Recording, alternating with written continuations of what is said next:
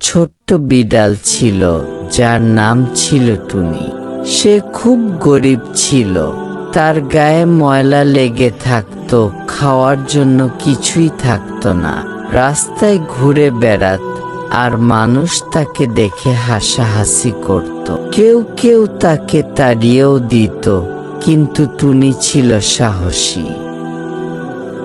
সে ভাবল, আমি পরিশ্রম করব, আমি আমার ভাগ্য নিজেই বদলাব।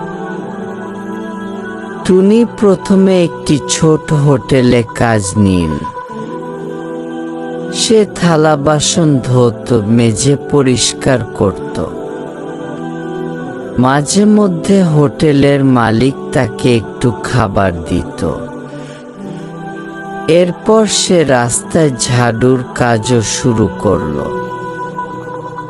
সারাদিন খেটে রাতে ক্লান্ত,